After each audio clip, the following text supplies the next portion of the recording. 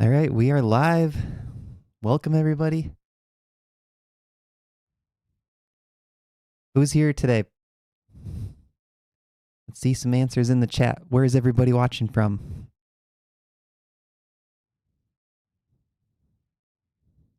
See 13 viewers, 11 likes. Welcome, welcome. Hey, Dennis, Rochester, Minnesota. We got a Florida.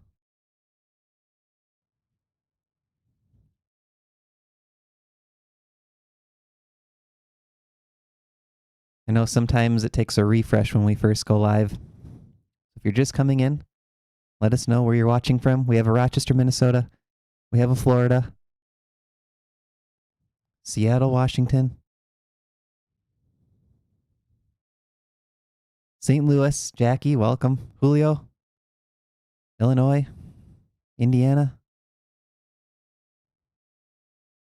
Dr. PD, welcome. I'm excited for today's class. We are going over more types of imbalances. We have 6 games queued up. One of them is a Caro-Kann game. This should be a good one. And like usual, a lot of chat interaction, so I'll be asking you guys questions, and I want you to use the chat box to answer. Let's just wait another minute or two for people to roll in. Okay, Thanksgiving is coming up. Let's add a little positivity to the stream. What are you guys thankful for, either chess or life in general? Put your answers in the chat. What are you thankful for?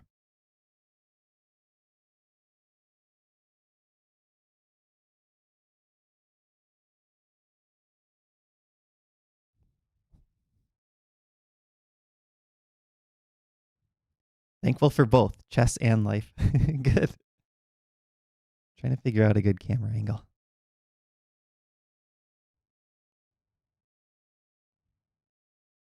Dennis says good friends.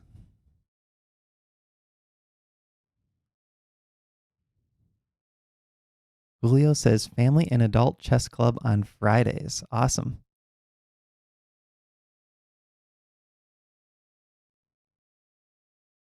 Still being on this planet. Nice.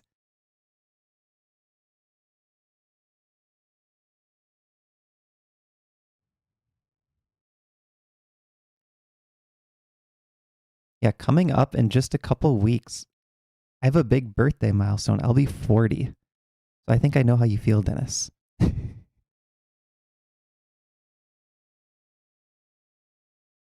right. And then next question for you guys. The intermediate planning and strategy course will essentially be ready to be published the first week in December, I believe. What course would you guys like to see next? A couple ideas that I had were an intermediate planning and strategy part 2 course, which would be just like taking it to the next level. So more for players between, let's say, 1400 and 2000. That was one idea I had. Another idea I had was adding a middle game course or like a games review course for either E4 or the dynamic Slav. So similar to what we have for the Caro middle games course. But then I also want to do some other general improvement courses, like maybe standard endgames, like how to play the Lucina position, how to do rook and 3 pawns against rook and 2 pawns, those kind of things.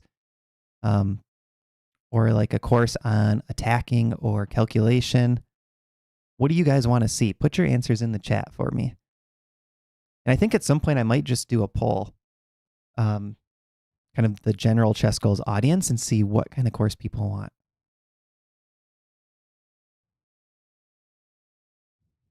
A couple people love the 40s. Good. Glad to hear it. Practical endgames. Identifying tactical motifs during games. Yeah, that's a good one.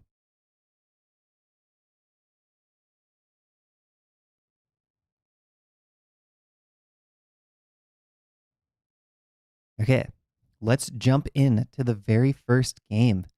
So this is going back to kind of the early part of the intermediate planning and strategy course. So early on, we talked about how to evaluate a position and then how to take that evaluation and turn that into a plan. So this is sort of part of that early phase of the course, and we're going to go through a basic Caro-Kann example so that we can sort of just talk through this. Okay, so what we see here is the advanced variation, and the key with the advanced variation is white gains space, right? So look at all this space behind the white pawns. This pawn chain points towards our king, and our goal is to gain space over here on the queen side. So we recommend c5 in the Caro-Kann course. And then we reach this sort of standard position where it looks like a French defense, right? We have e6, d5, c5, but we have the bishop outside of the pawn chain. And this position is pretty close to equal, and it's one of the most common positions that you're going to get at the club level if you follow the ChessGoals Caro-Kann course. So this is very useful advice if you play the Caro-Kann. So after this position, we recommend c takes d4. And the idea here is that we're going to attack what I call the weakest pawn on the board. And that's this pawn on d4. So what I want you guys to do is tell me what you think the eval is in the chat. And what are the weaknesses in the position? So put those answers in the chat. What's the eval and what are the weaknesses in the position? Or you could say imbalances. Let's see what you guys think.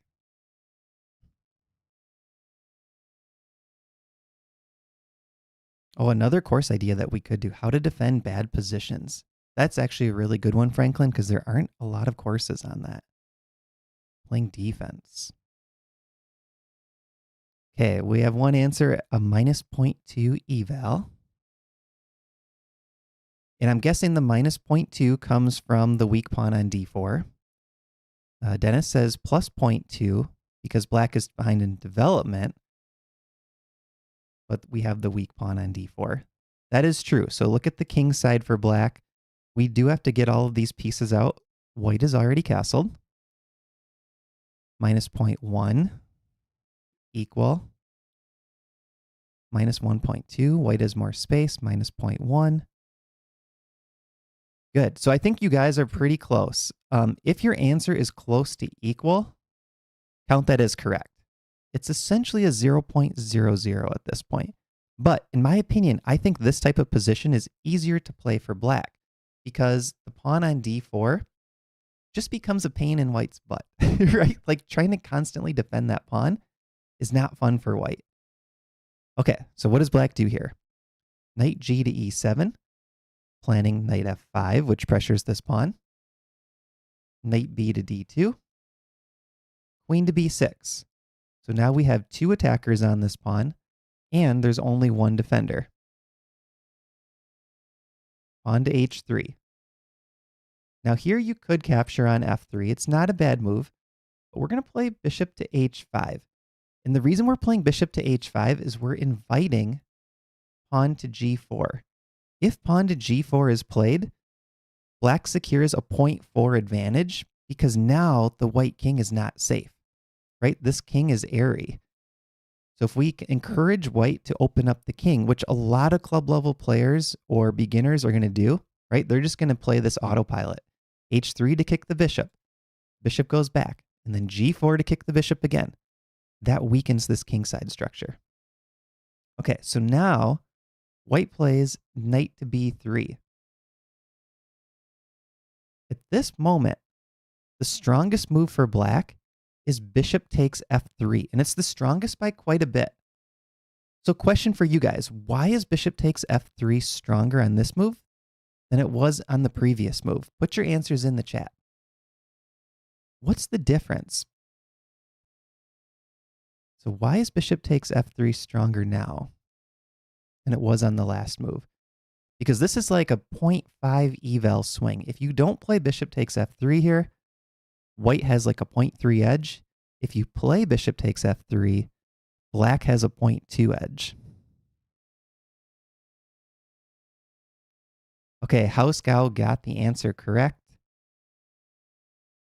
Yes.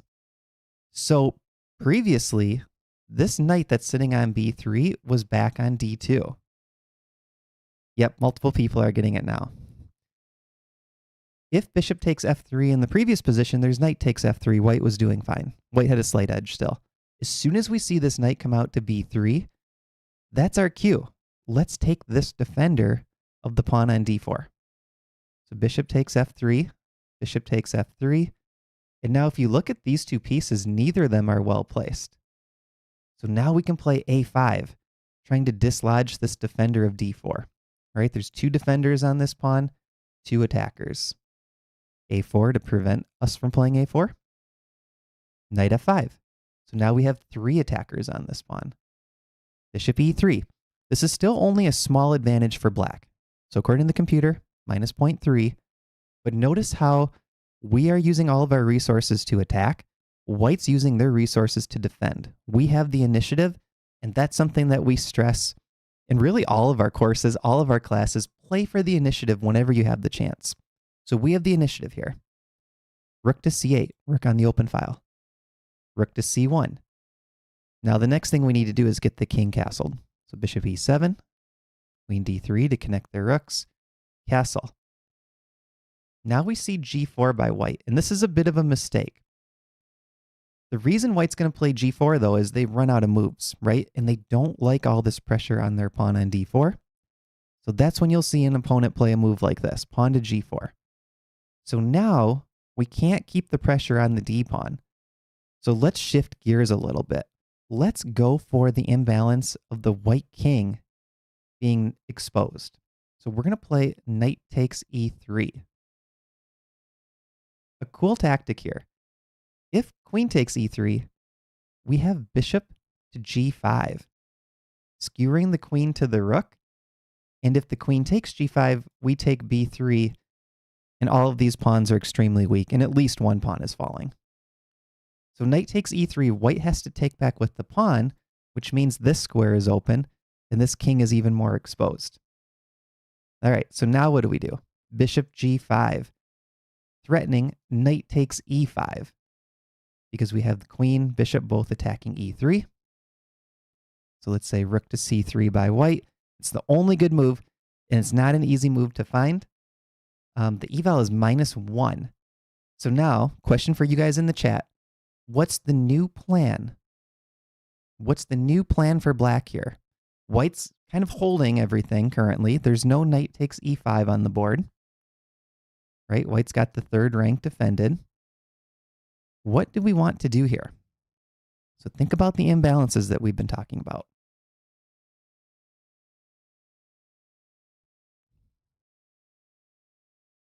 What's the plan for black? What's the new plan? Okay, I see two people said f6 right away. Pawn break f6. f6 shift to the kingside attack. We have one answer saying knight to b5. Probably knight to b4. Knight to b4 is a very strong move. It's one of the top engine moves, if not the top move. But even after knight to b4, the idea is to play on the king side. So you guys are right. You want something like f6 because we need to open up the white king. That's the new goal. So the first move is knight to e7, rerouting this knight over towards the king side. Rook takes c3 followed by rook to c8 is also a strong idea. So white sort of has to focus on getting their queen side defended first, even though our long-term plan is to go for the king side. Rook f to c1. Now pawn to f6, opening up the f file. You could also start with rook takes c3. E takes f. Rook takes c3. Rook takes back. Bishop takes f6. Okay, so now the king's safety is going to become an issue for white. Look at the dark squares around the white king. And actually two of the games that we're going to go over today are sort of talking more about weak squares, and one of them is specifically on weak color complexes. The dark squares are weak for white here because we have a dark square bishop and a queen on the dark diagonal, White doesn't currently have any pieces on the dark diagonals, and there aren't any pieces to help defend these dark squares around the white king. Queen c2, bishop h4. So now we have the rook coming down the open file. Bishop g2, rook f2. We infiltrate. Queen c1, rook e2. Threatening rook e1 check, defended by the bishop. That forks the queen and king. Bishop to f1. Bishop f2 check. King runs to the corner, and now rook e1. Queen moves. Bishop takes e3, and white resigns. So this position completely fell apart in like 5 moves for white after black shifted gears and played on the king side. Okay, so now question for you guys. What was the biggest mistake white made in the game? What do you think?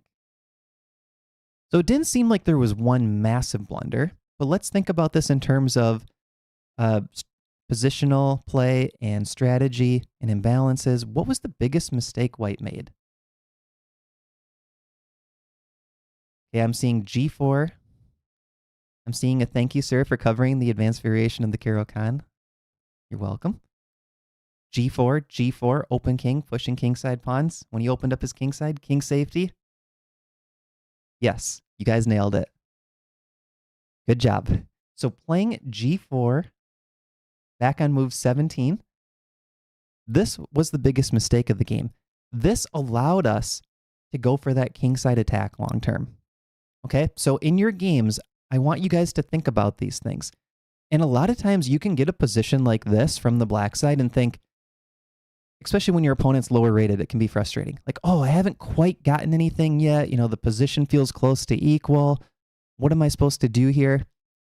You need patience, right? Try to keep improving your position. Try to keep creating threats. Think of the principle of 2 weaknesses, right? If you have this d4 pawn attacked, go for something else. Like back when black played a5, you know, this was a nice idea. We're trying to create this new threat, playing a4. And then when white plays a4, now they got to think about the loose knight on b3, right? So kind of keep thinking of these different moves and ideas to apply pressure from as many angles as possible. That's how you're going to get your opponents to crack. And then eventually, they are going to play a move like g4. Like it's almost guaranteed that your opponent's not going to sit back in a passive position and wait forever. They're going to look for some sort of activity. And if you can be ready for these moves, you can create situations where it's like, you know, g4 is a mistake, but you're not necessarily playing hope chess and waiting for g4, but you're aware of those ideas. And if white lashes out and plays too actively, you know it's going to be a bad decision. So this is something that you guys can use in your games. So we have one question. After the mistake g4, white should have recaptured on f3 with the queen. No, it wasn't possible, actually. So we looked at that just briefly. In this position, if queen takes e3, there was this really nice tactic, bishop g5. And black is winning here. Because after takes, all 3 of these pawns are weak. So that's the problem for white. Like there wasn't a good solution after knight takes e3. F takes e was the strongest move, but it opens up the king.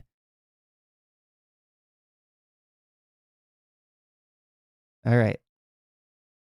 Let's go to game number 2. Okay, one quick question. Is the stream audio and video still synced up for you guys? Can you let me know? Ever since we had the one stream where they lost sync, now I'm always like paranoid. Yes, okay, good. Because I had to go back and figure out with a video editor how to like resync it and then re-upload it. Okay, good. All right, game number 2. So this theme is going to be how to use an open file, and we're going to talk about pigs on the 7th or rooks on the 7th rank. All right, so we got d4, knight of 6, c4, e6, knight of 3, d5. This is a queen's gambit declined. It started with the e-pawn and the knight. Sometimes it can start with d5 on move 1. But this is sort of how the grandmasters play it. We're going to go through these opening moves kind of quickly just to get to the interesting point. This is all fairly standard. White just has a real slight advantage. And now in this position, black plays pawn to f5. And this is a mistake. Black is weakening the king, and they're leaving this e6 pawn as a target. Okay? So that e6 pawn is now a backward pawn. So similar to how g4 was a mistake in the last game for white, f5 is a mistake in this game for black. And something I want you guys to realize is that club level players love pushing their pawns because it looks aggressive, right? This pawn is attacking a knight. In the last game, that g pawn was attacking our bishop. These moves look aggressive, or attacking our knight in the last game, sorry. These moves look aggressive, and that's why people play them. But every pawn push has some consequences, right? And you have to weigh those out. The long-term consequences of this pawn push are this backward pawn on e6. It's not worth it for black. So let's see what happens. White plays bishop takes e7, queen takes, and now black is stuck with the bad bishop. So that's a bishop on the same color as all of these pawns. Knight back to d2, pawn to b5. I think I forgot to mention, this is Alekhine playing the white pieces and Yates playing the black pieces. The game's from 1922. Okay, so we see b5 here by black. This is another pawn mistake, right? Black again is trying to play aggressive, but this creates another backward pawn. So now black has backward pawns on c6 and e6. And you might be watching this thinking, I would never play b5 or f5 in a game, right? But this happens all the time. So even if you wouldn't play it, your opponents might do those kind of moves.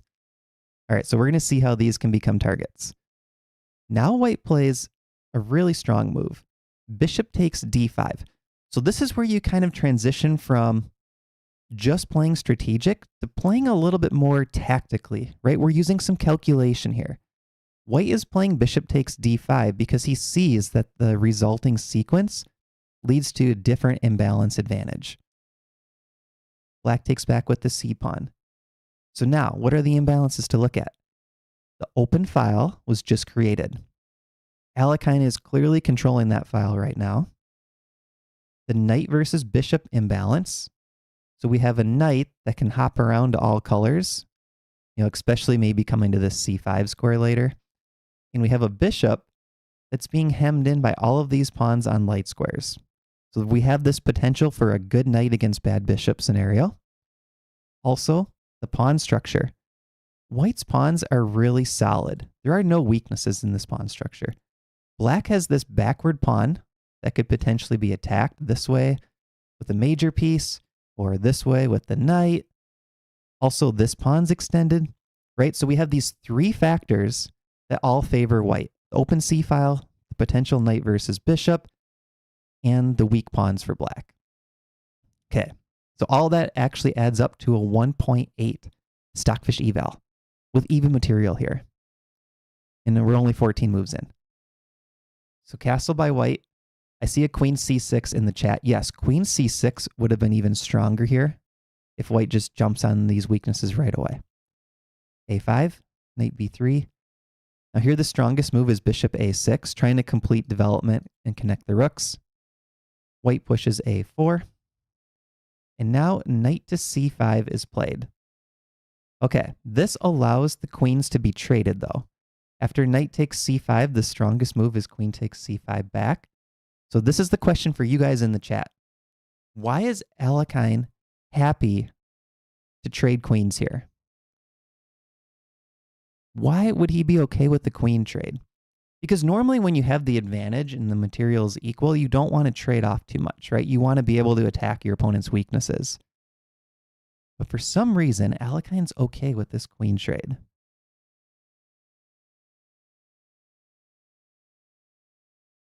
Let's see what you guys think. Julio is saying because of controlled open file leading to rooks on the 7th. MT is saying activity and black has a lot of weaknesses like the pawn on e6. Dennis says weak pawns favor white in the endgame. Smog is saying open files. The doctor says very good knight on e5. BK says strong knight and good pawn structure. House is saying because the queen is a good defender and glue for black's weak structure. Ibwisi's saying white has a beautiful outpost on e5. Black has permanent weakness on e6. Yeah. Yeah, you guys are you're all spot on. So white's going to have a better endgame with these factors that everyone mentioned. The open c file, that's the first, the weak pawns for black, and the strong knight versus bishop. So these knights come off the board, we're left with this exact imbalance. So we get to target all three of those imbalances that we mentioned just a couple moves ago. We get to target those in an even stronger position for us, right? Those imbalances, those weaknesses for black are going to be magnified once we swap off this pair of knights and the queens. So really nice idea by Alekhine here to convert. Okay, knight takes, queen takes, rook takes. That pawn was attacked, so black plays b4. Maybe trying to get this bishop out. Double on the c file, bishop a6, knight e5. So now let's do a piece quality check. Compare the knight on e5 to black's bishop on a6. Another question for you guys. We know the knight is better than the bishop, but why? Can you explain in the chat, why is that knight better than the bishop? And if you think the bishop is better or they're equal, you could put that too. And the eval here is 2.1, by the way. White is up 2.1. And like we talk about quite a bit in these classes, if the Stockfish eval is over 2.0, usually that means that that side is winning with best play. So my Stockfish is just running on in the browser right now. It's cut off at depth 27. But if you let a plus 2 point something keep running, unless there's some sort of fortress, usually that plus 2 will just keep increasing as the engine looks deeper. Okay, we're seeing the knight is centralized. Yep, a couple people saying centralized knight. No one can attack the knight. Yes, and it covers a lot of key squares. Yep. Bishop is blocked by the pawns. Too many pawns on the light squares. Knight works well with the rook on the 7th. Yes, all of those are true. That knight is a monster. It's in the center. So usually you want to think about two things when you think of the value of the knight. Number one is how many squares can it reach? As long as a knight is sitting somewhere inside of this box, so these squares, if your knight is placed on any of these squares, it can actually touch 8 different squares at the same time. And if you look at like old chess programs, chess engines, they would give piece value tables. And I don't know if they still do this because now there's neural networks that help out. But old chess engines had piece value tables. And if you have a knight placed in any of these center squares, it's stronger than the other squares. And then one thing that Silman talks about in Reassess Your Chess is the difference between each rank. So let's say the third rank is a 7 out of 10 for that knight, right? 7 out of 10 meaning it's a good square. 5 out of 10 is average, 6 out of 10 is better, 7 out of 10 is better. This next file, the fourth rank, would be an 8 out of 10. This blue one would be 9 out of 10. And finally, is there another color? Yeah, here we go. These yellow squares would be a 10 out of 10. So if your knight can touch 8 squares and it's advancing all the way up towards the 6th rank, it gets stronger and stronger and stronger. So really outside of the 6th rank, the 5th rank is the strongest rank to be on. And 6th rank is hard to get to with an outpost like this. So we have 5th rank with an outpost. No pawns can attack the knight. No pieces can attack the knight. That's really, really good. I was trying to make a 6-7 reference in there, but it didn't quite work out for the kids in the chat. Then if you look at the value of the bishop has two things to think about. One, is it blocked by the pawns or does it work with the pawns? And two, is the bishop active? So it's blocked by a lot of its pawns. Is it active? A little bit, right? Like it controls the one diagonal. It could maybe plant on c4. But if I were to give that bishop a score out of 10, I would give it a 6 or 7. No, just kidding. I would probably give it a 3, right? Like it's worse than an average bishop. It's still a pretty bad piece. All right, Julio liked the 6-7 reference. So rook e to b8 was played in the game. Black's trying to get a little queenside counterplay, right? They see that you don't want to play for the c file. playing something like this is going to be really bad. Because if all rooks trade off, this knight is going to dominate the bishop. So rook e to b8, f3, b3, a3. Great move. This is just shutting down the queenside play. h6, king f2, king h7, h4, rook f8, king g3, rook back to b8. And just to show you guys, like if we go rook to c8 here for black, here's what happens. This is a lost endgame because this knight comes around. Two weak pawns targeted at the same time, and the bishop. Black can't defend both. Okay, so rook back to b8. Rook to c7. So here we go. First rook on the 7th rank, lined up with the black king. And now white does a little bit of jockeying for position, but black is almost in a zugzwang here, meaning no moves help black, or they even make the position worse. White's bringing the king up, h5, so this is sort of helping control any sort of black counterplay. Bishop to f1, sort of a desperation move.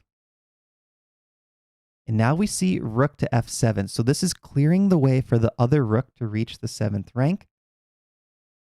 And black doesn't have a way to put either rook on c8 because one rook is guarding e6 and one rook is guarding a6, right? So black can't even challenge on the file. All right, so now white doubles. There's a simple threat. Rook takes g7. Black defends, but now knight to d7, threatening knight to f6 fork. King h8. Knight f6, hitting the rook, which defends the pawn. And there's no g takes f due to rook h7 checkmate. So rook f8, rook takes g7, rook takes f6, and hey, black is up a bishop, right? But now we have a forced checkmate in 6 moves. King e5, and white resigned. Or, I'm sorry, black resigned. King e5, black resigned. Let me show you guys why. Let's just play a move like bishop to d3. Oh, I should first mention, neither rook can go to f8. So this rook is being attacked by the king. If this rook goes to f8, there's rook here, check, king over, and the other rook mates. And if this rook goes to f8, same thing, check and mate. So black just waits. White has this really simple sequence, rook h8 is coming. Okay, so that was the game, 35 moves. Question for you guys in the chat. What was the most important factor in white's win? And it's multiple choice. A, active king. B, rooks dominating the c file in the 7th. C, black's bad opening moves. What was the most important factor in white's win? I'll say them again. A is the active king. B is rooks dominating the c file in the 7th. C is black's bad opening moves. I like that, all of the above.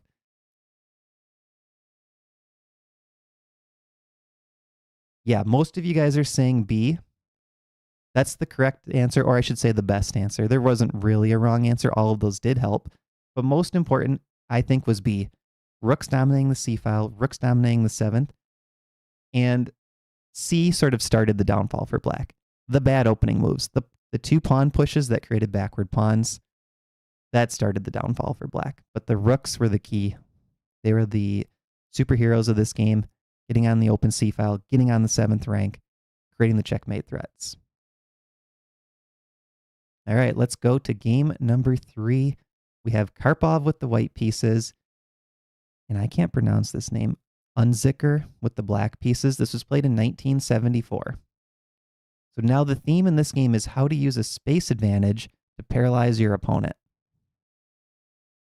Yeah, Julio said the octopus knight in the last game was good too. Okay, so we have Karpov with the white pieces. We see a Roy Lopez. And again, we're going to go kind of quickly through the opening. This is all pretty standard. And here we see knight to c6 by black. This is a dubious move. It's not the best move. C takes d4 is the best move. And after c takes d, knight c6, the difference is white's going to get more space in this position. Having the open c file allows black to get a little bit more compensation for white's space advantage. And this is critical. You don't want to allow your opponent to just run you over with a space advantage, especially if you're playing a very positional player like Karpov, who has the white pieces.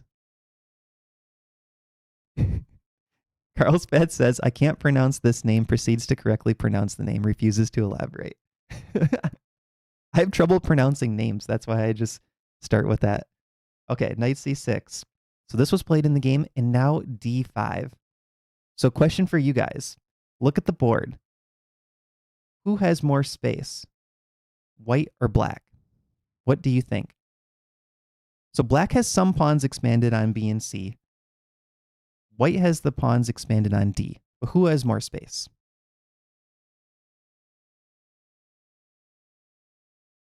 Good. Everyone is saying white. Yeah, so the d5 pawn controls a lot of space in black's position. So really what black would like here is for those c pawns to be traded like we talked about. Right? If the queen side gets locked up and white has more space in the center, that's going to favor white. So knight to d8 played. a4. So look at what Karpov is doing. Karpov is poking at this side where black is trying to play for the space advantage, queen side. And Karpov says, hey, I'm going to fight for the a file. He's threatening a takes b immediately, and black can't take back because the rooks are lined up. So rook to b8, a takes b, a takes b. Look how simple that was. Karpov just claimed an open file on the queen side. So black still has these two pawns. If we go back a couple moves,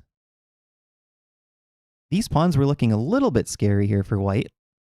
But now white just said, I'm going to just by force take over this whole a file. And a4 is the strongest move here. Okay, so now we see b4 by Karpov. So normally when you have a position where one side has more space, that's the side they should play on, and you should play on the side where you have more space. Karpov is saying, I've calculated that I can shut down any sort of counterplay you have on the queen side. So I'm going to do that very quickly. Knight to b7 played. Knight to f1, bishop d7, bishop e3. So watch what Karpov does. This bishop points queenside. Puts his queen on d2 to connect the rooks because black's fighting for the a file. And now bishop to d3. So he's pointing both bishops queenside. He has his e rook covering the a rook and the a rook on the open file, queenside. Right? So outside of the two knights, really Karpov is putting all the focus on the queen side right now. g6, knight g3. So the knights are sneakily watching the king side while all of this action's happening on the queen side. Bishop f8. And now rook to a2. I love this move. So Karpov has the two bishops pointing queenside like we talked about. And now what he's going to do is double on the a file. This pressure actually makes black overreact here. Black sees what white's about to do, doubling on the a file. He doesn't have a good way to counter it. So he overreacts. And this is similar to the games we just looked at. The move played in the game is a mistake, or at least a dubious move. Pawn to c4. So black is locking up the queen side. That's where they had a potential space advantage. And white plays bishop to b1. Now, the computer does say bishop to e2 is stronger. And the reason why is because it allows this rook to come over more quickly. But the strategic idea still holds. These pawns gaining extra space for black really don't gain any useful space, right? The bishops cannot use the space. This knight is a terrible piece. Right now, it can't do anything. So the pawn on c4 doesn't really give black any sort of space advantage, but what it does is it removes the queenside tension, and black has so many forces over here that when you remove this tension, now it allows white to shift the focus to the king side. So bishop to b1. And I bet the reason bishop to b1 is played is because it could help on the king side later. Queen d8. And some people have said this in the chat. Is this the bishop to a7 game? Yes. Bishop to a7. This is one of the most famous chess moves, probably in chess history. The bishop looks crazy sitting over here in the corner of the board. Question for you guys. Why did Karpov play it? What is the bishop doing there? Put your answers in the chat. Why bishop to a7? I mean, that's a move that wouldn't even be on my radar. Okay, MT is saying to restrict the black pieces. Dennis says allows doubling on the A file.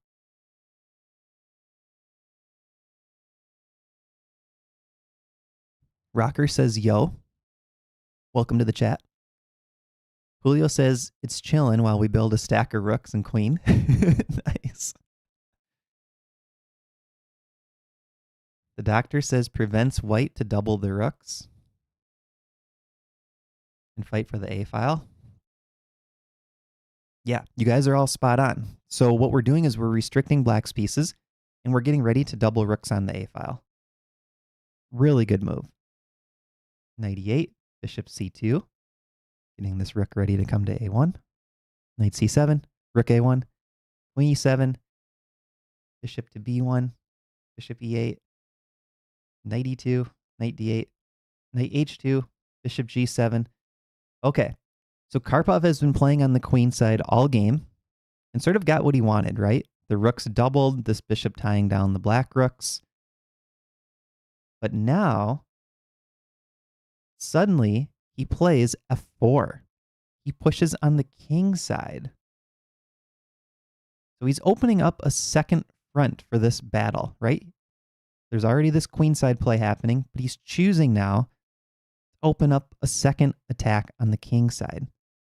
So question for you guys, why open up the king side play here? Why would Karpov do that in this position?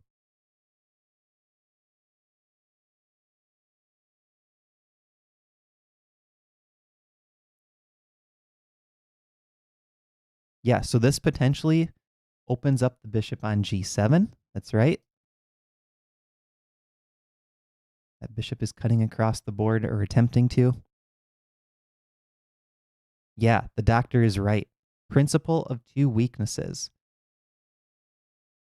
Yep, MT, that's the other good point. Black's focus is on the queen side and the king side is weak.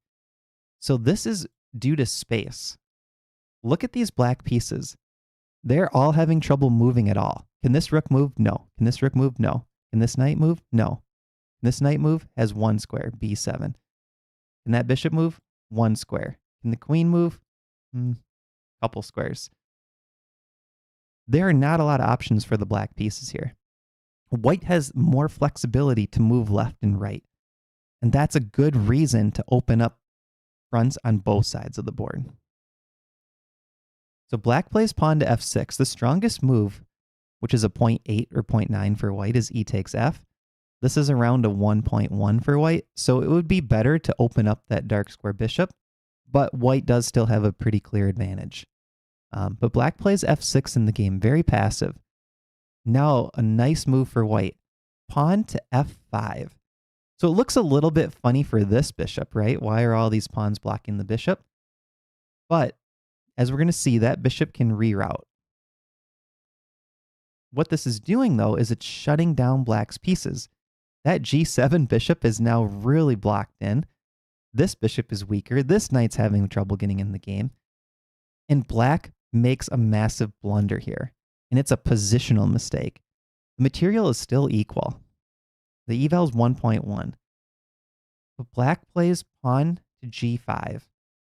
Now white controls everything and black has absolutely zero counterplay. And this is something I want you guys to think about in your games. If your opponent is just sort of controlling the whole board and restricting everything, always look for your counterplay, right? You don't want to make the pawn move that lashes out and creates a bigger weakness, makes you lose more quickly, but always be aware of your potential for counterplay. G5 here is not counterplay. G5 is just locking up all of your pieces and making it a two-result game.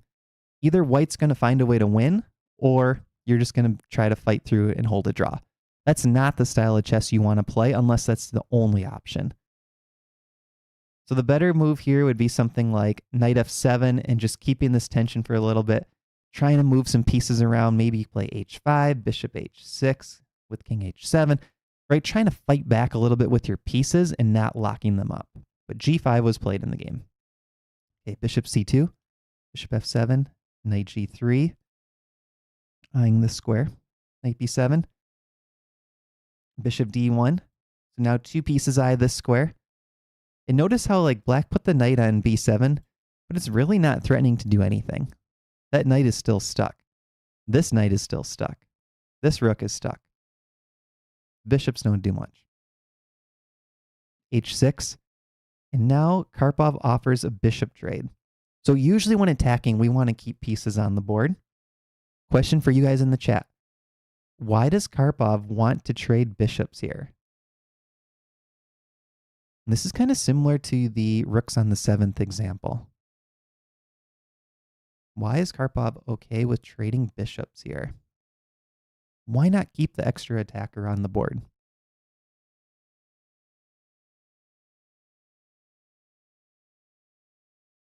Okay, Carlsbad is saying it's the weak bishop because of the pawns. The doctor says bad bishop.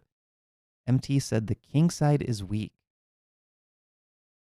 Yes, yes. Okay, multiple people are saying it. So there is the good versus bad bishop dynamic, right? This is the good bishop for black. This one's really bad for black. But the key is we want to weaken these light squares. And if we can trade off the only defender of the light squares for black for one attacker of the light squares for white, that's actually going to benefit us because 0 versus 0 on the light squares allows us to bring in a new light square attacker, whereas 1 versus 1, we're kind of in this stalemate. Black has enough control of the light squares. So we're trading off one of the active defenders in black's position. We're trying to leave black with only bad pieces. Queen e8, queen d1, knight d8, rook a3, king f8, rook a2, king back to g8, knight g4. This is kind of a cool way to use tactics. If bishop takes, knight takes, queen takes, there's knight takes f6 check, and we would win the queen. So this bishop is not dropping, but we're using these light squares. King back to f8. So black is just waiting. They're just going back, forth, trying to see if Karpov can break through. And now finally bishop takes f7. And then the queen comes in to come after the light squares. Knight back to d8, trying to get rid of this active queen. And look at this move by Karpov. Queen g6, offering the queen trade. But he calculates that if queen takes g6, pawn takes g6, this knight has no good moves. This knight has no good moves. The rooks are both stuck. The bishop is completely hemmed in. And these knights control two important squares, attacking all the pawns in the position. This position is equal material. And at depth 19, Stackfish is saying it's plus 5.5. The game is completely over. It's still completely over with not taking the queen. So black plays king f8 and knight h5. Okay, so here Unzicker resigned, even though he's not getting checkmated immediately. So put your answers in the chat. Why did he quit here? Why did he resign? He doesn't know the eval is 5.6. He doesn't have access to the engine. But why would you resign here?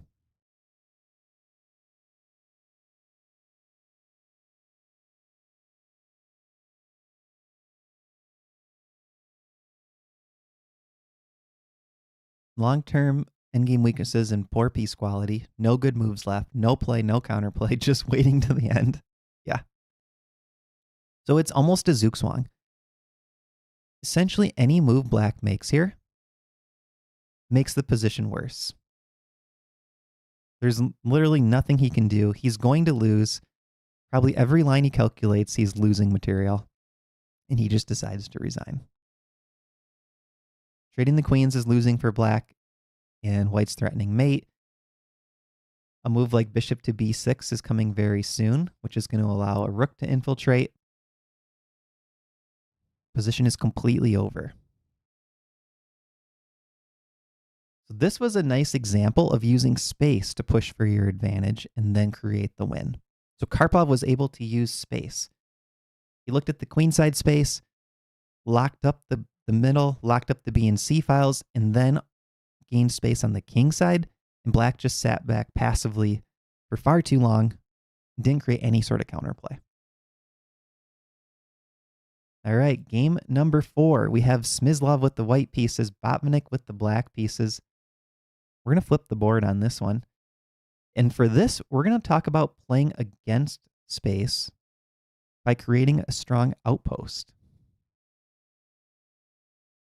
So we got e4, e6, d4, d5, knight c3, bishop b4, e5. Pretty standard French defense position. White gains the space early with the pawn on e5. c5, a3, takes. Knight e7, knight f3, knight c6, bishop d3, queen a5, queen d2. On c4.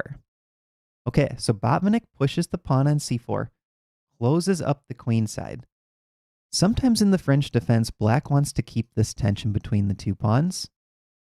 So this is a question for you guys in the chat. c4 is probably the strongest move here, or at least tied. Why does Botvinnik play c4 here? Put your answer in the chat. What's the reason for doing this?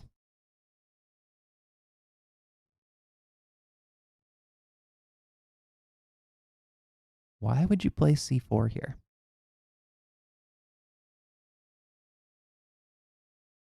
Julio is saying both bishops are constrained. Yeah, so we do have the knight versus bishop imbalance. White has 2 bishops, the bishop pair. We have a bishop and knight as black.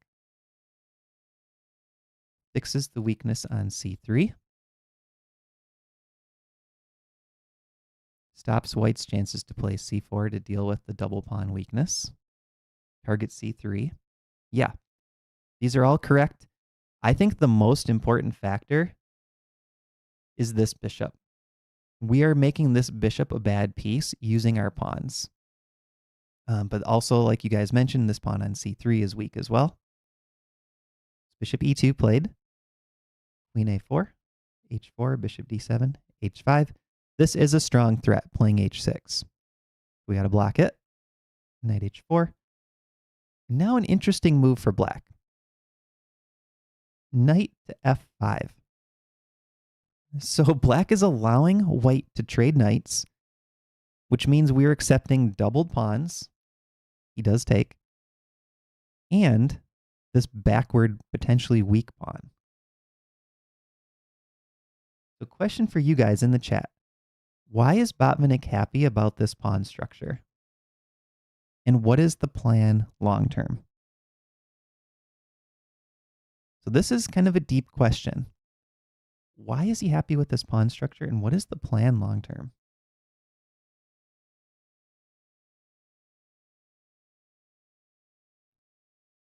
Black can use e6 for the knight, someone's saying. House is saying that. Julio says he likes tall pawns. Put the bishop here and be a tall pawn. Secures the king side. e4 is a potential outpost. Open e-file. Tartakower-like structure in the Caro-Kann. Castle queen side, push king side. Interesting. Okay, so we have a lot of different answers so far. This will be good. The answer is really deep. Black knows that white wants the space advantage queen side. So if we back up a couple moves, if this knight trade didn't happen, white would probably play something like g4, maybe even f4, and really try to steamroll black on the king side. That's the plan for white. These pawns in the center point towards the king side. This pawn gains space for white king side. Everything about the position says white should play king side. That's why black is accepting this damaged pawn structure. This e-pawn is slowing down any sort of play over here. And then Botvinnik has it figured out. If these two pawns swap, this knight actually wants to come to f5. This is really deep. But Botvinnik has this planned here. He's not heading his knight to e6. He's not trying to head to e4. After rook g1, he sees this idea and he plays knight to e7. He defends his own pawn, but the point is he wants the knight to end up on f5. That's going to be his outpost. So he's playing prophylactic. He's showing how to fight against his opponent's space advantage. Smyslov has the space advantage as white. He's showing how to fight against that. g4 played. Queenside castle is a pretty good move here as well. He plays f takes g, continuing with the plan. Bishop takes, rook takes, knight to f5. This knight is on an outpost. It's not an outpost in the sense that a pawn is currently protecting it, but a pawn can protect it later with pawn to g6. But the key is it cannot be attacked by any of white's pawns. Okay, so that knight is already on an outpost. So black traded the f pawn for the g pawn, traded light square bishops, all to prepare the knight for this outpost. Now I want you guys to tell me in the chat, what do you think the eval is here? What do we guess the eval is? I have a feeling you'll be biased towards black, but let's see what you think. Because white still has the space advantage. Okay, minus 1.8, minus 0.8, equal, minus 1, plus 1, equalish. So if you said somewhere between equal and plus 1, you're in the ballpark. It's a plus 0.5. So white's still up 0.5.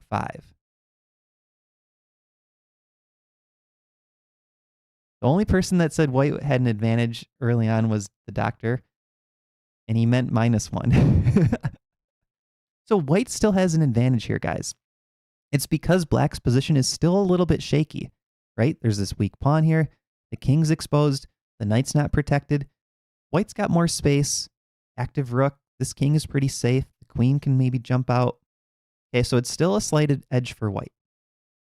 But black is doing his best to fight against that space advantage. He made this a very dynamic position. Compare that to the last games we looked at where the side that was getting crushed didn't really fight for any counterplay. That's what Botvinnik is doing a good job of here.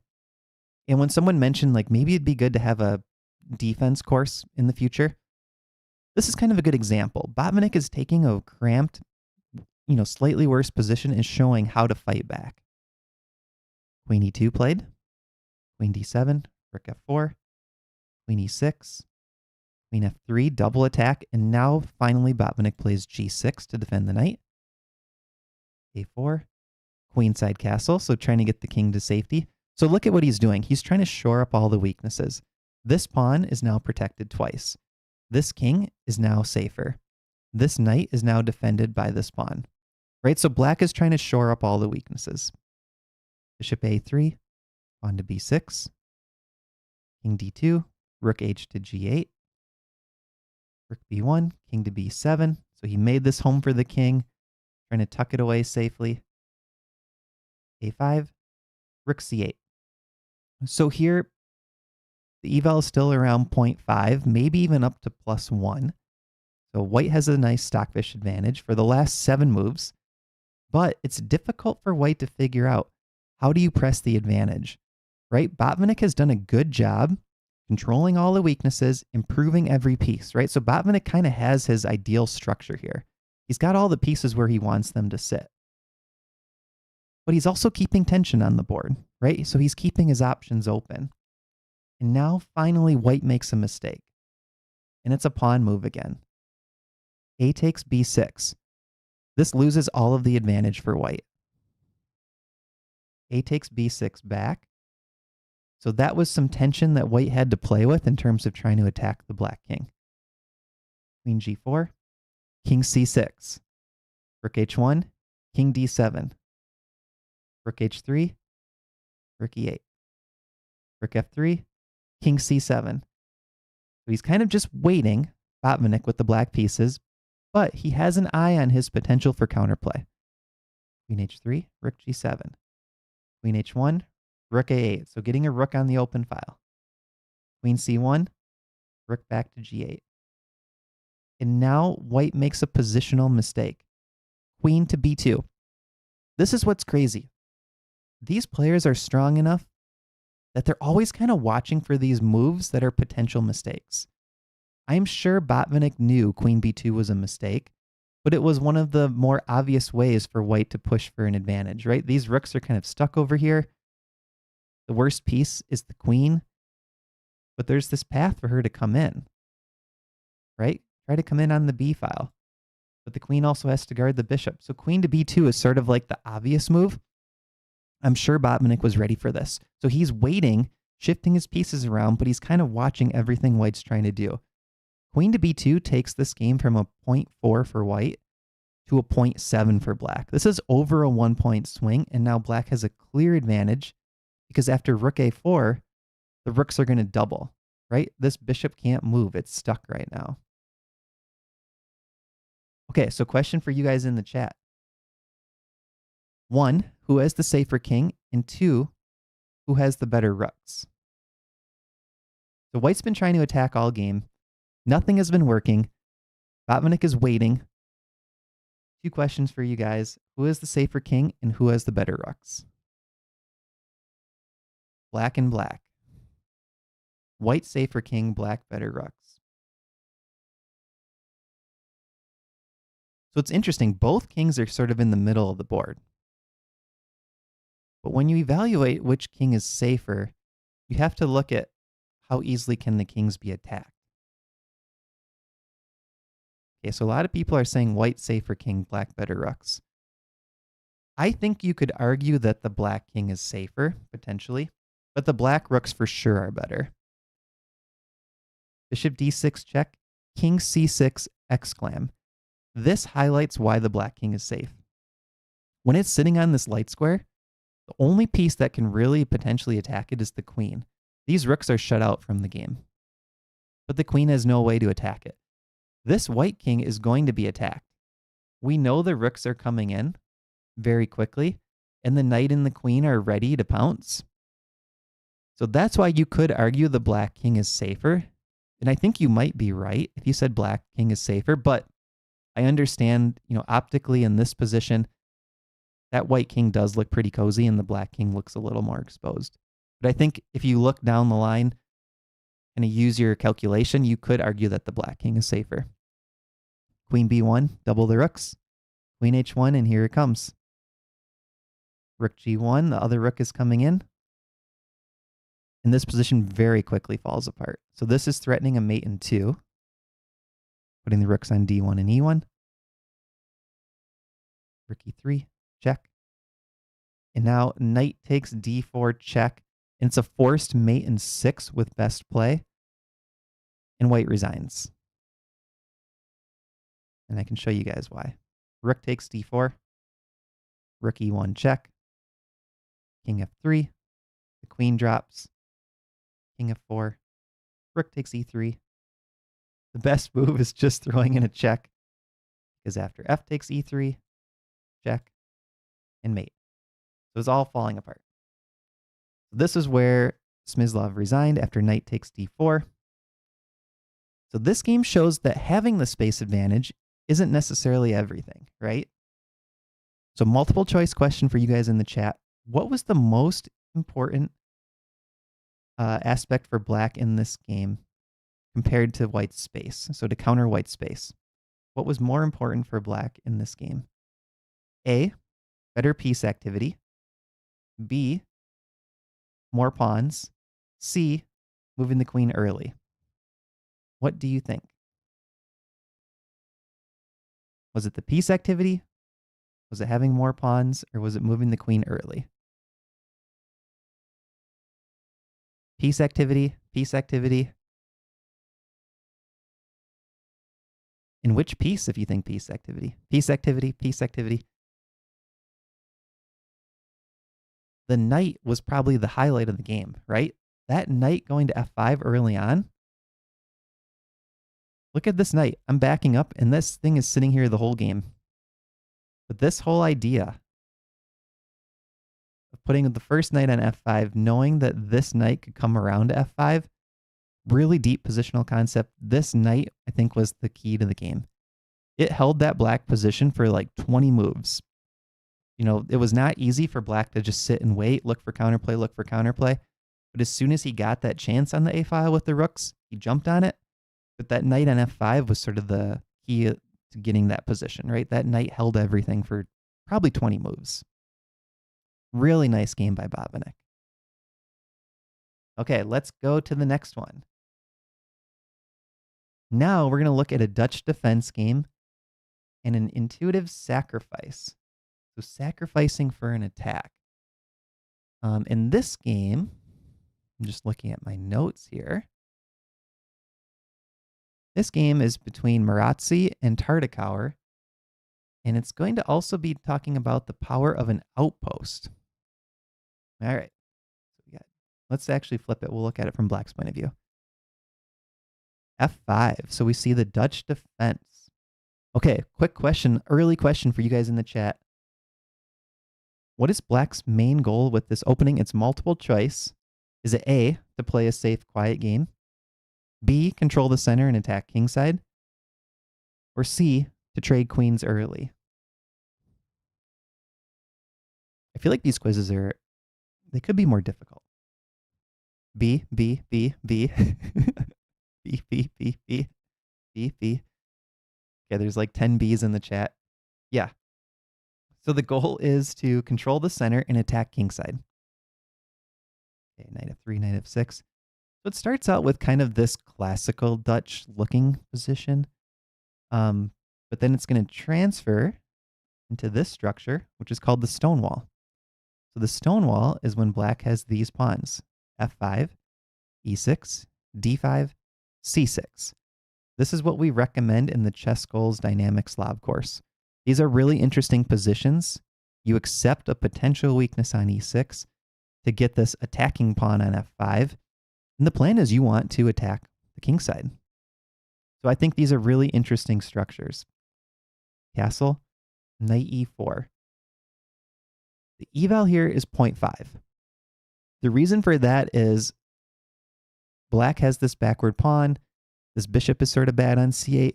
The computer will almost always say in the stone wall that white has an advantage, somewhere around like 0.3 to 0.5. That's because it's just looking at, with best play, white's the one that has more chances. But human against human play, the stone wall scores really well in the databases. And the reason why is if we flip this board, this is scary to face, right? You see the knight planted here with these two pawns defending it. Everything looks really solid for black.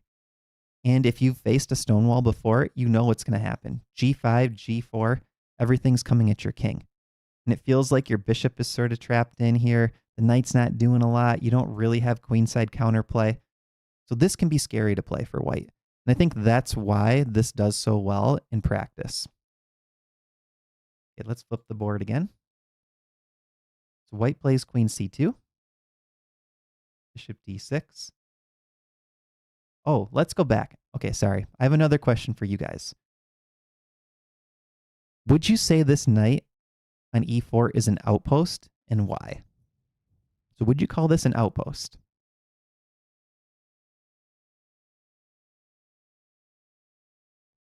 Put your answers in the chat. House is saying no. Dennis says no, can be kicked by f3. Not yet, no, no.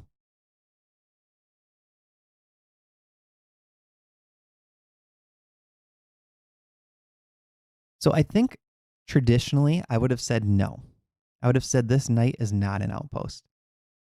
But I think now, after reviewing a lot of similar games, I've changed my opinion. I would say it's a temporary outpost. So I would just add that qualifier. That's temporary. But I would say it's an outpost. And here's why. That knight cannot easily be kicked without white creating other weaknesses, right? So if it was just a knight sitting there that a white pawn push was strong for white, fine. not an outpost.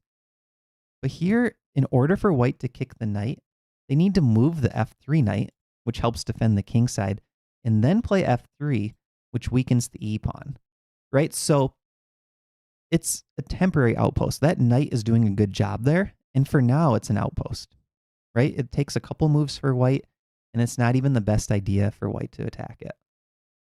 Okay, so let's see what happens. Queen c2. And feel free to reject that opinion, or if you like it, let me know in the chat too. But I would call it a temporary outpost. It's for now an outpost, and it's helping black.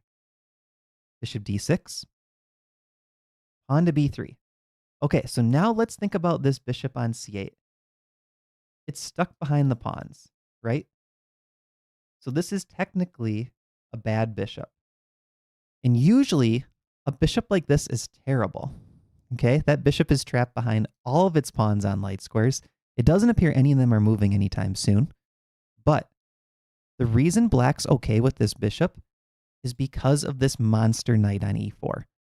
If white ever captures the knight on e4, f-pawn takes back, opening up the rook.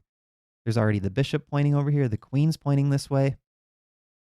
And if this pawn's on e4, e5 could be played, opening up that light bishop. Right? So this knight is the key to the whole position for black. That knight is a monster. Knight d7, bishop b2. And now we see rook f6. So black's going for a rook lift, and the rook wants to go to h6. Okay, so question for you guys. Why is the e4 knight important for this rook lift plan? Put your answers in the chat. Because there would be positions where doing a rook lift like this would be sort of a beginner mistake. A lot of times a beginner learns about a rook lift and they very quickly go for it in games and it backfires. So why is it okay here?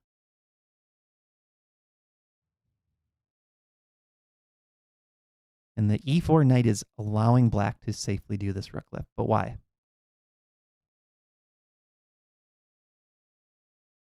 Okay, someone's mentioning there is this bishop reroute to make the bishop better. That is true.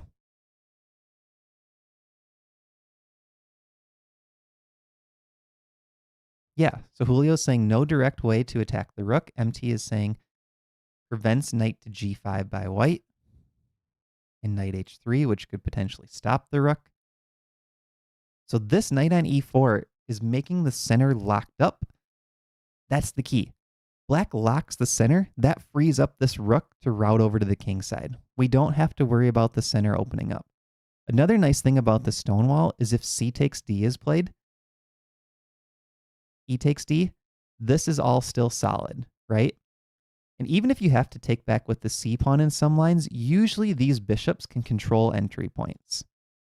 So that's something to think about. If you play the stonewall, always be ready for this. C takes d, but usually black is still solid in the center. Okay, so after rook f6, white plays rook f to e1, which is actually way too slow. This is a big mistake. The eval goes from 0.2 for white to minus 0.7. And it's a really difficult position.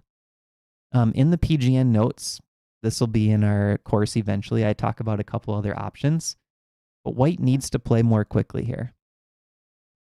Rook h6, pawn to g3. So trying to stop this attack on the h2 pawn, but it's creating some weaknesses. Queen f6, bishop back to f1, g5, rook d1, g4. So notice how white's just sitting back playing passively, right? These pawns are locking up the white pieces. Everything's just sitting and waiting. Black has the initiative. And we're going to just keep talking about this again and again. If you have the initiative and your opponent doesn't have any good plans to fight back, that's almost always a bad sign for your opponent. So you don't want to be that person. You don't want to be the one with no plans to fight back. You want to be the side playing for the initiative. Knight takes e4 finally, and now f takes e4. Okay. So now we have this new pawn on e4 for black. Question for you guys. What does the pawn on e4, what does this trade do for black? Put your answers in the chat. So how does this help black? We talked about it a little bit earlier. Okay, Waldes is saying open F file. Yeah, so we already have the queen on the F file. Potentially we could get the rook over here later. H2 is losing a defender. Yes, this knight has to move. Dennis says both of those things. Open F file, remove the defender. Julio says pressure on the light squares. Smog is saying F6 outpost. Prevents F3 is what Ian is saying. Backward pawn on F2. Yeah, very good, guys. All of these things. So this is creating some huge positional problems for white. Now, the best move by far for white is not easy to play. It's knight e5. That's a minus 0.8. But instead, knight d2 was played, and now we're at a minus 1.6. So again, when you have the initiative, usually your moves, I'm trying to think of how to best word this. When you have the initiative, your moves, if they're not precise, it doesn't hurt you that much. But when you're the side reacting and defending, if you make a slip up, that eval can go up big in your opponent's advantage. So that's what's happening here. White's playing a natural move. Knight back to d2, or the rook e1 earlier, didn't look like that bad of a move because he had this idea, g3, bishop f1. He wanted the bishop here to guard these squares and the pawn to slow down black. These are natural moves, but they're creating other weaknesses, right? They create other problems. Whereas black here, there's a lot of moves that he could play, and they're not going to make the position any worse. But this is a really cool move. It's not the best stockfish move, but it's still a clear advantage, and it highlights how strong black's position is. Does anyone know the move here? This wasn't in my notes, but if you know the move, type it in the chat. This is Tartakower with the black pieces, Maroczy with the white pieces. Do you know what move black played here? Oh, Dennis got it. Rook takes h2. Rook sack. King takes h2. Queen takes f2 check. King h1. Knight f6. So now the threat is knight h5 and knight takes g3 checkmate. Rook e2. Queen takes g3. So Maroczy's up 2 points of material right now. It's a rook for 3 pawns. 1, 2, 3. But look at the white pieces. A lot of them aren't doing anything. So really only this rook and bishop are helping with the defense of the king.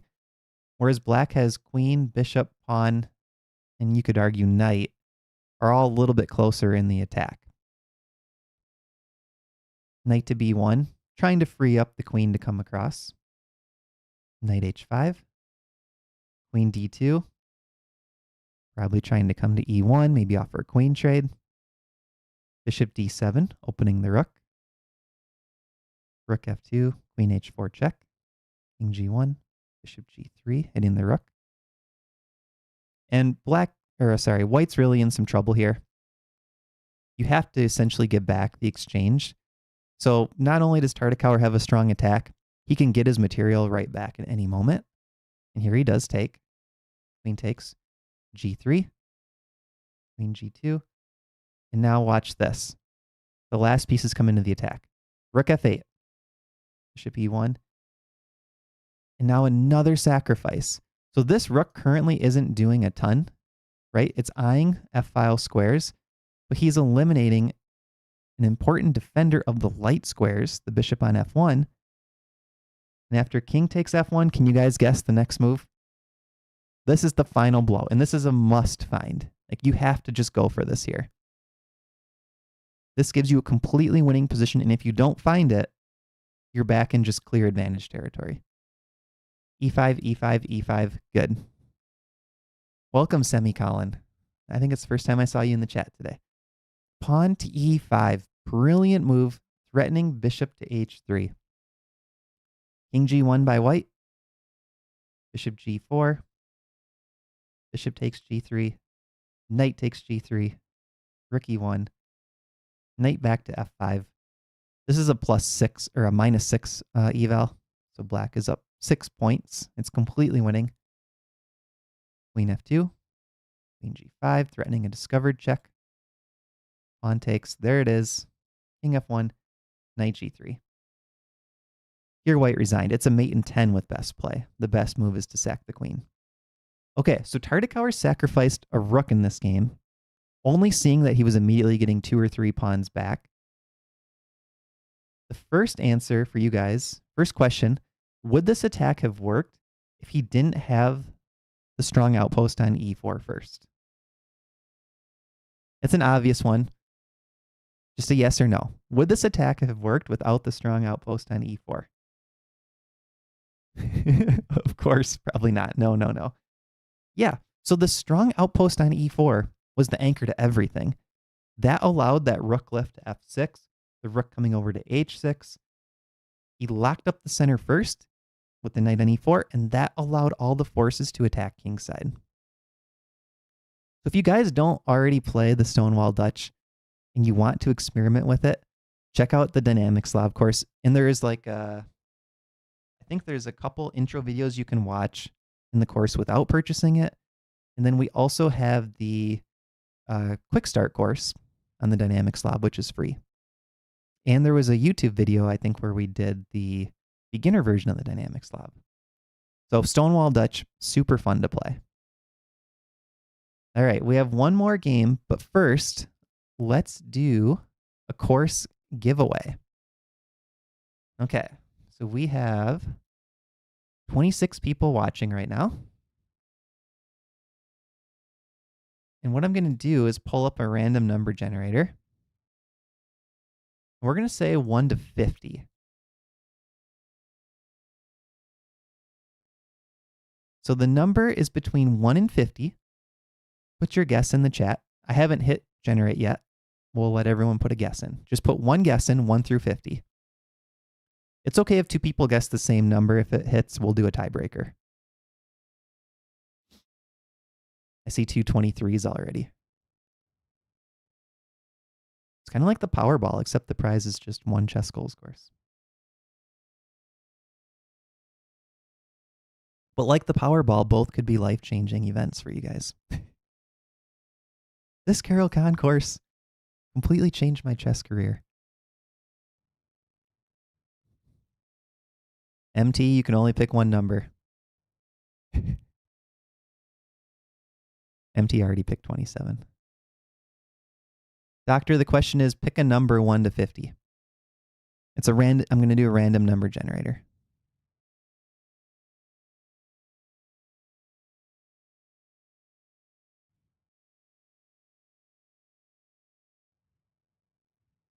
Okay, numbers are still coming in. And if you don't guess it, natural numbers only. Yeah, just integers 1 through 50. If you don't guess it, we'll go with the closest. So you guys are going to have to help me. Okay, does everyone have a guess in? I think so. Okay, we're cutting it off at Dr. PD Rath's 36. So where I typed cut off here with the misspelling. Okay, here we go. So it's either who gets it exact. If there's a tie, we're doing a tiebreaker round between the people who tied. And if there's not an exact answer, it's whoever gets the closest. And if there's a tie with that, we'll do a tiebreaker round. Okay, here we go. 1 through 50.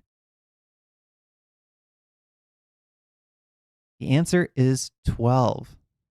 Okay, help me out, guys. Who was the closest? 12. I see IMPWC with a 13. Jackie with a 13.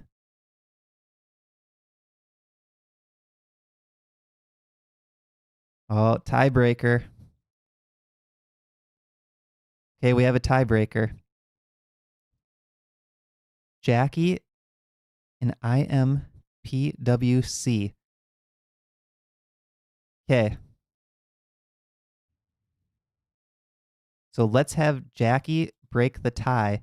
It's going to be either a 1 or a 2, Jackie. You have to say 1 or 2 in the chat. 1 or 2. I'm going to do one more random number. And you either get it or it goes to IMPWC.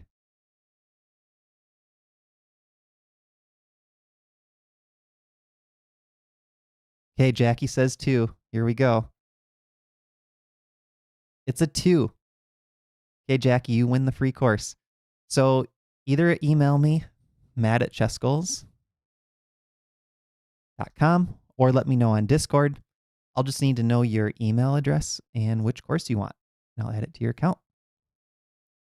Yeah, congrats, Jackie.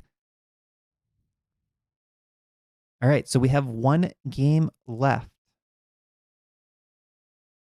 And it's Karpov again.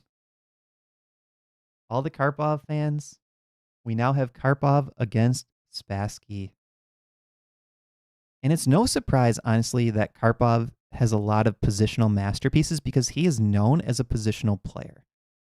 And if you're looking for a good book on games following a grandmaster, I would recommend a Karpov book. He just has a style that's very easy to learn from, I think. Jackie, do you know which course you want? If you do, put it in the chat. Okay, here we go. This theme is going to be weak color complexes, specifically the light squares. Sicilian.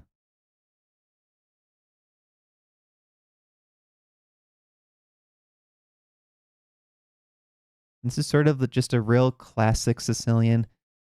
Not pushing the G pawn, it's not a dragon. Not pushing the A pawn, it's not an Eidorf. Black's just playing really solid. I think you could call it a Scheveningen maybe. Knight B3, A5, A4, Knight B4. This is all very standard. Now, you could maybe say that Black made a couple imprecise moves according to modern engines and modern theory. But for the most part, this is very standard. But White has obtained a small, comfortable edge, around 0.5. So White's got the extra space. And here Spassky plays pawn to E5. Okay, so he's putting his pawns on the dark squares, right? He's committing D6 and E5, pawns on dark squares. So what's the downside of this move? Put your answers in the chat. What's the downside of playing E5 here? And then we'll talk about maybe what he could have done instead. Okay, House and Dennis are both saying D5 is weak. MT is saying F5 seems clear. D5 outpost, the bishop on E7 is bad. Pawn structure is compromised. Bishop on E7, immobile. This is Spassky playing black. So Karpov white, Spassky black. Yeah, you guys are all right. So it's really weakening the light squares is the main thing. But you could also say it's making the D pawn weak as well. But pushing this pawn up not only weakens D5, it also weakens F5. So both of these are weak. And when you weaken the light squares, then you have to really think about, like, can I keep my light square bishop on the board? But right now there is a knight looking at it. So, a little bit of a spoiler alert. Playing E5, the next move that Karpov makes is knight takes C6. He sees the weak light squares. He takes off the light square bishop. This is a long-term positional play. Now, you could argue this B pawn helps support D5, but the D pawn guards the E pawn. It's not so simple, right? We're removing the light square bishop because that helps Black defend the light squares. F takes E, D takes E.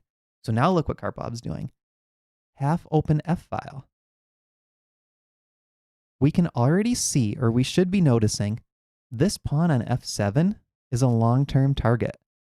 It's a pawn on a light square. We see this diagonal open to the light squares, and there's no light square bishop for Black. So we're 16 moves in. The eval is around 0.5 for White, but Karpov, as the White player, already notices this long-term potential weakness. In his last couple moves, as soon as he saw E5, he's already trying to pounce on this. He took off the light square bishop, and he opened up the F file against the F7 pawn. Queen F1. So White's avoiding the queen trade, and the queen is eyeing C4, which eyes F7. Queen C8. This could be looking at maybe knight g4 potentially. So h3 played. Knight d7. Bishop g4. Now, this is a really nice move in terms of positional concepts as well. Bishop to g4 pins this knight to the queen, because if black has a light square weakness, you could argue that white could potentially have a dark square weakness. What black wants to do with the knight here is either play bishop c5 and trade the dark bishops, or play knight c5 and maybe bring the knight back to help defend the light squares. So this move, knight d7, is a good move if white doesn't have bishop g4. Because the primary goal is bishop c5, and let's weaken the dark squares in white's camp.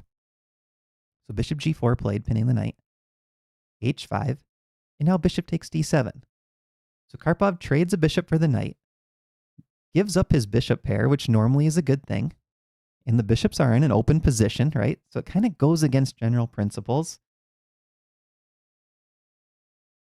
So the answer to why does Karpov want to do this trade is the knight was helping black to fight back on the color complexes with bishop c5. So queen takes d7.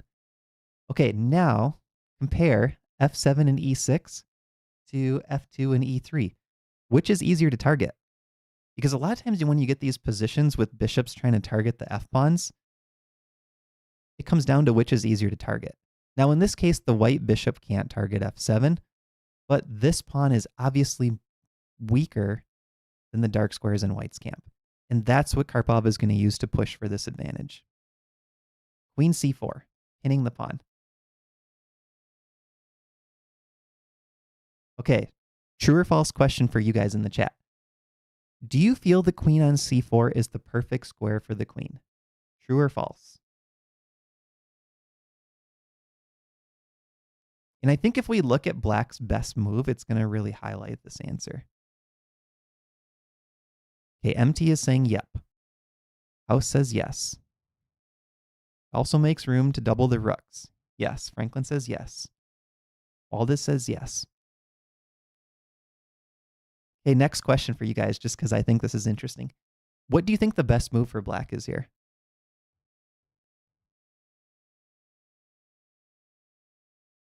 What do you think the best move for black is?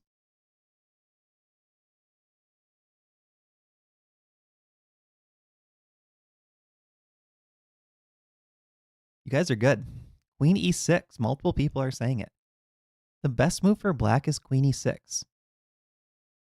Queen e6 is such a sad move to have to play because you're allowing white to trade and create a really ugly pawn structure. This is 1, 2, 3, 4 pawn islands for black. Doubled isolated pawns.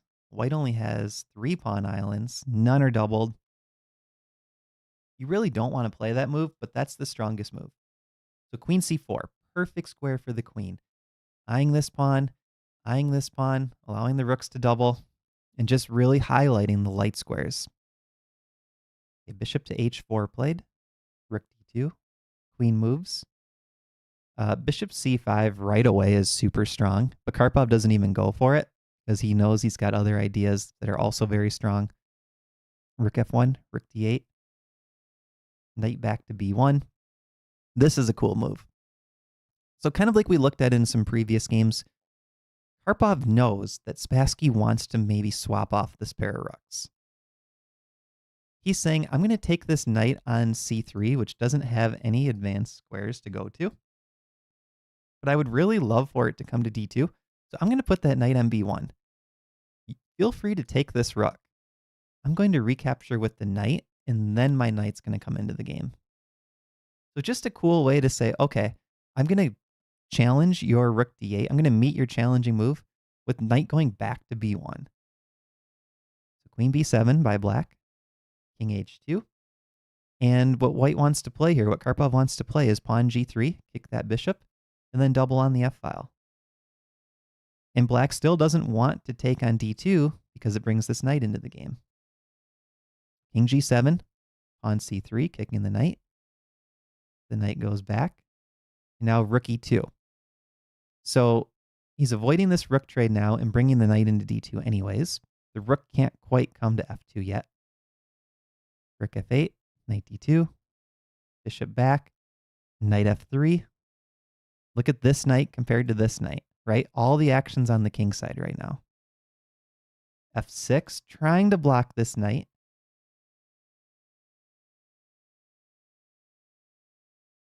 Rook d2, bishop e7, queen e6. So in the last few moves, white has been just improving each piece, and black's sort of been waiting around defending. But the problem is black hasn't had any sort of counterplay. Every piece has been passive.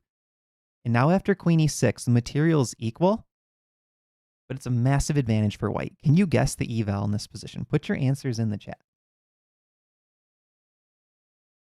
And then we'll talk about if black could have done anything different. Because it doesn't seem like black did anything wrong. He was just sort of waiting. He was looking for some counterplay, but didn't really get anything. Okay, we're seeing +2, 1.5, 3, 5, 3, 3, 1.7. This might surprise you guys.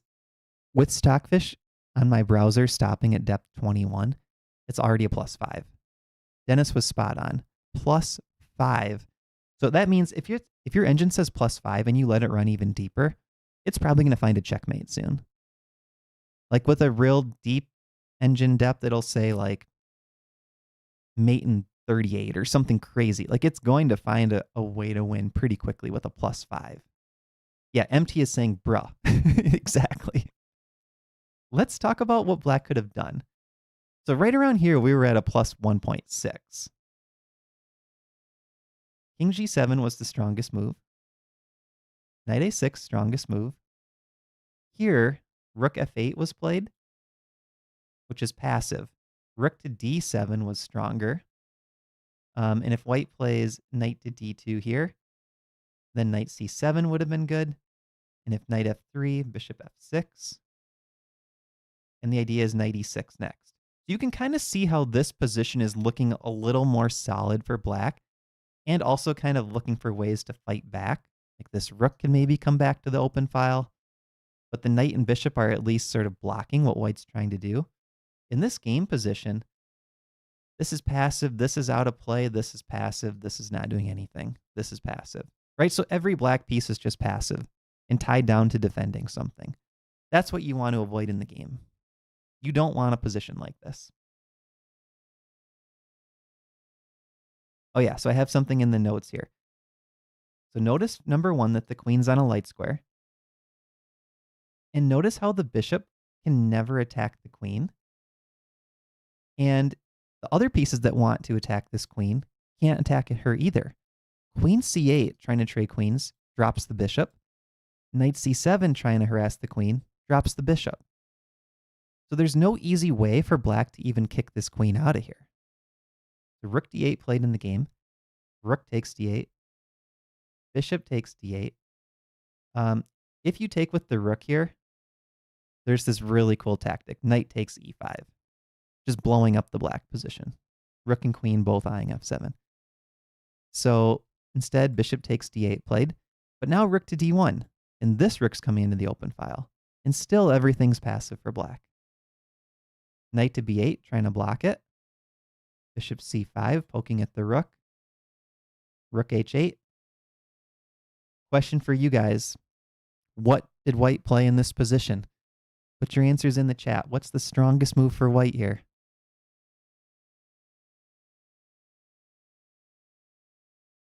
There's multiple moves that are still winning, but there's one clearly strongest move, and Karpov found it in the game.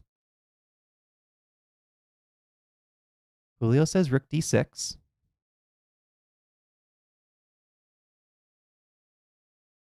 Walda says knight e5. This is a tough one.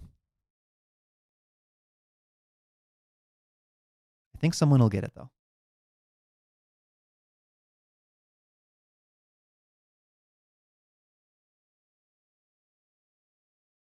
TJ Heasy, welcome to the chat. Middle game planning sounds like exactly what I need. MT says knight g5. No one has gotten the answer yet. Knight takes e5. That's not it either. Feel free to guess again if you've already put one guess in. What is the final move for white? Black resigned immediately after this move. Karpov is white. Spassky is black. Karpov finds this move and Spassky immediately resigns. It's not rook f1, not bishop d6, not bishop f8. No one has said it yet. Feel free to guess again. I'll give you a hint. Remove a defender. We want to remove one of black's defenders. Semicolon. Correct. Rook takes d8. Carlsbad, House, both got it. Rook takes d8. Okay, so let's see what happens. After rook takes back, bishop e7 forks the rook and the f pawn. So black could play rook f8, trying to give the exchange back.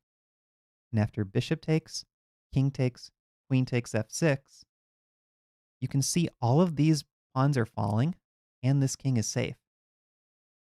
You could go here, here. Black is completely busted. White's up 4 pawns. There's also another fun line. Let me back up a couple moves. Right here, there's also knight takes e5, which is just a crazy move, and it highlights how strong the position is for white. If f takes back, queen takes e5 check, and if the king moves, oh, sorry, let's try to defend the rook. Bishop takes f8. If king takes f8, queen h8 check is going to win the black queen. So black can't take this bishop back. That's another fun variation. But essentially, this position is just completely collapsed for black. The engine at depth 20 is saying like +7 at least in every line. So rook takes d8 was the final blow. Okay, so Karpov won this game by completely taking over the light squares. And it all started when Spassky played e5, putting his pawns on dark squares. That just created the holes, right? That created the holes on the light squares. And the f7 pawn was sort of the target of the whole game. And white was able to play for the initiative, keep looking for imbalances. Let's actually play through just that short sequence after e5, because I think it's really instructive. So here e5 was played. He goes knight takes c6. He removes the light square bishop. And then he swaps the pawns on e5. And then he plays queen f1. So look how quickly he just pounced on this idea.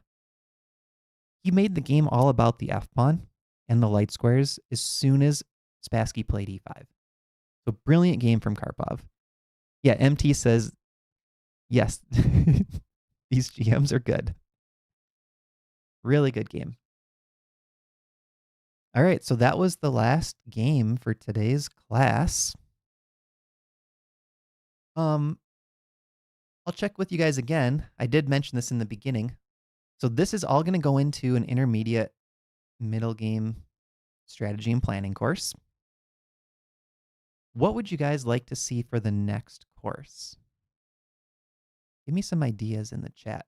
I was thinking either a part 2 where we go more in depth on middle game strategy and planning, or a middle game course on either the E4 repertoire or the Slav repertoire, or a calculation course. Those were kind of my top 4 choices, but I would also be open to a endgame course on like basic endgames you should know, so sort of similar to Silman's endgame course, but I would try to distill it down to just the very most important endgames found in games, or like an attacking course. But I'm also open to some other like meta courses like clock management or like staying motivated to play chess, those kind of courses too. Yeah, if I did calculation, I think I would do visualization and calculation. Or chess psychology. I would do that.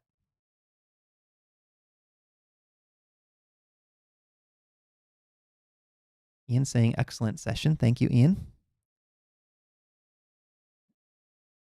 MT is saying, what do you think? Are openings important? Yeah, I do think openings are important, especially above the intermediate level and higher. At the beginner level, I think just getting some basics down is good. But once you hit intermediate, I do think openings are important. And not necessarily memorizing moves, but trying to find lines where it becomes more about who understands the positions better. Ian again is saying defending difficult positions. That's a good one too.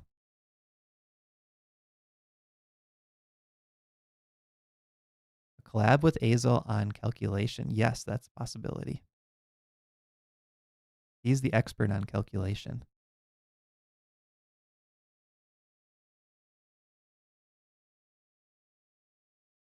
And House makes a good point. There are courses that are more generic than specific openings that could maybe benefit a larger audience. Ian saying building an opening repertoire on Lee Chess or ChessBase. I've had a lot of requests on how to use ChessBase. I don't know if that would be I don't think that would be a whole course, but I could see that being a class, like a 90-minute how to use ChessBase class. And actually, there's a really exciting new version of ChessBase that just came out. I really want to buy it. Yeah, Ian just mentioned it. ChessBase 26. I was watching some YouTube videos on the ChessBase YouTube channel. That's a cool looking version. We'll get the dog cam in here. He's sleeping in the sun. He loves the sun. What's new with ChessBase 26? House, you'll have to look it up. There's a lot of features. A lot of features in terms of like opening reports. It'll search games at all levels. So it'll show you like this opening scores a certain percentage at 12 to 1400, 14 to 16, 16 to 18, so on. It'll find like good games in those lines, like smooth games for each side. I'm trying to remember. In terms of the eval, it'll do a Monte Carlo eval. So they give an example where a position's like +2 for white. But then you run this Monte Carlo thing where the engines are kind of randomizing their moves a little bit. And they play thousands of just like hyperbolic games. And it'll show you what percentage of the time each side wins with the random factor. So you might say like, oh, this is a +2, but it's actually like a 50-50 in their example.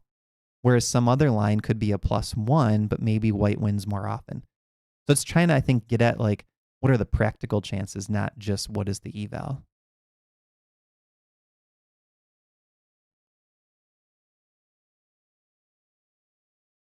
Carlsbad says, very good dog.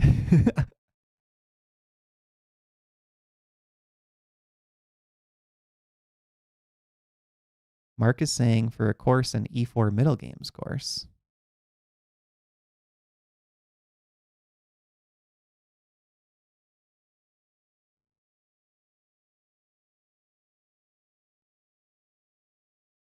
Okay, so I think we're going to wrap up in a few minutes. Let's see if I can wake up Memphis with a key phrase. Okay, does anyone want to go for a walk? Nope, he's passed out. Any other chess questions before we wrap up?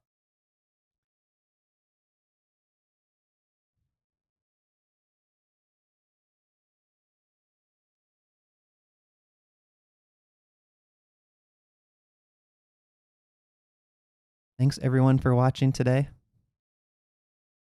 Yeah, some reaction in the background. Stay tuned to your emails. Yes, happy Thanksgiving. Next week, Black Friday promotions coming out via email. There won't be another live class on the 30th. So in 1 week, we will not have a live class, but we will probably have a live class on December 7th. So yeah, happy Thanksgiving, everyone. Hope you enjoy it. Stay tuned to your emails. Black Friday sale this week coming up. And have a good rest of your day. We'll talk to you guys later.